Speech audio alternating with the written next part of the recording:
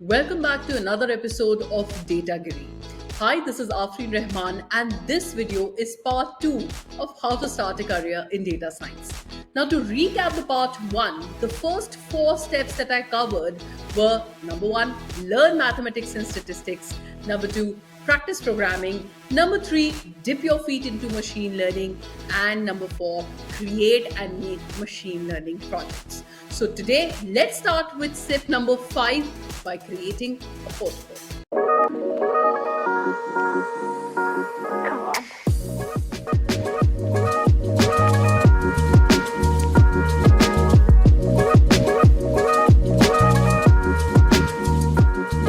So let's start with step number 5, which is creating a portfolio.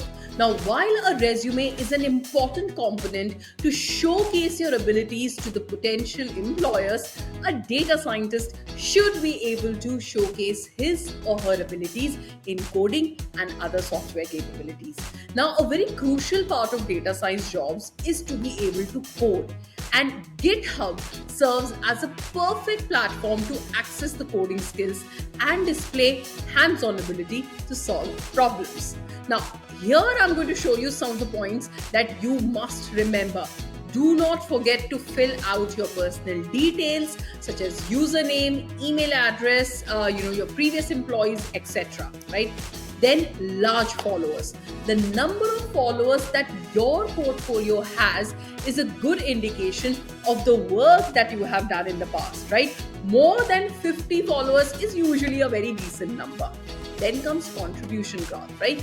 This shows your keenness to explore other areas and show activity levels in the coding community. The greener the graph is, the better is your contribution, right?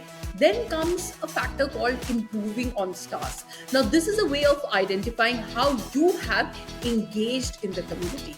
100 stars are usually considered decent, but the larger, the better, right? Then comes the factor of forking and creating repositories. Now, more the number of people who have forked, the greater is the popularity of that developer's project in the GitHub community. A large amount of activity indicates that the developer is working on a very, very popular project, right? Then comes writing, employer targeted code. So writing a code related directly to the employer's business is a good way to catch their attention. It can showcase your coding abilities while demonstrating the interest you have in getting that job, right? So after that step number 5, let's move on to our 6th step, right? So the 6th step is focus on soft skills. Now, industry experts say that simply hiring a data scientist is not enough. Now, managers need to take special care in aligning business and data teams, thus making sure that the data scientists that they hire are self-sufficient. Otherwise, they might not get the expected ROI in data science, which is a major problem in 80% of the companies, right? Now, let me talk about some of those good skills, like skills a good data scientist should focus upon, right? That should be communication, problem solving, ability to draw parallels to the real world problems, prioritization, and business acumen, right? So as a data scientist, it is important to put your thoughts into words and communicate effectively with your team members and your shareholders, right? Now coming to the 7th step, now applying for the jobs very, very wisely. Now, as tools are evolving, data science jobs are maturing and becoming more mainstream in most companies.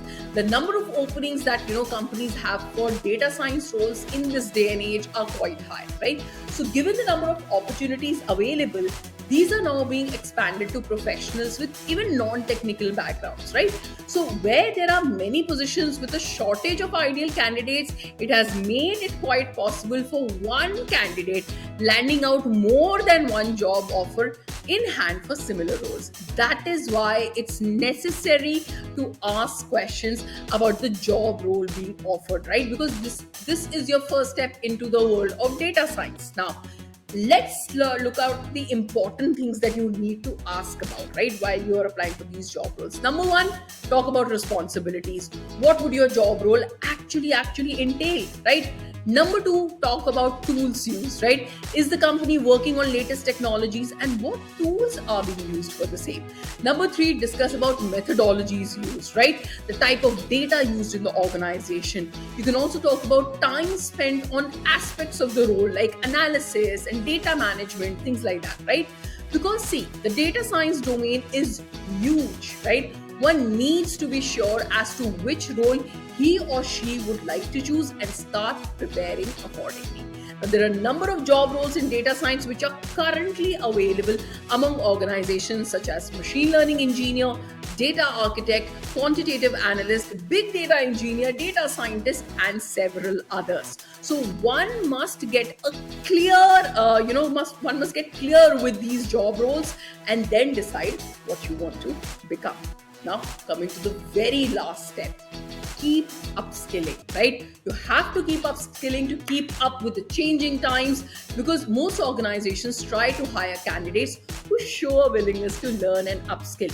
See, companies in 2022 are focusing on not just training a single skill, but a cluster of skills, right? Which will be relevant for a number of years. Now, some of the skills that are currently picking up are automation, RPA, robotics, cybersecurity, artificial intelligence, IoT, connected devices, fintech, data analytics, and blockchain, much more, right? With that, we come to the end of this step-by-step guide on how to start a career in data science. Don't forget to subscribe to Insaid's page and follow this segment on everything related to data science as a career. Goodbye.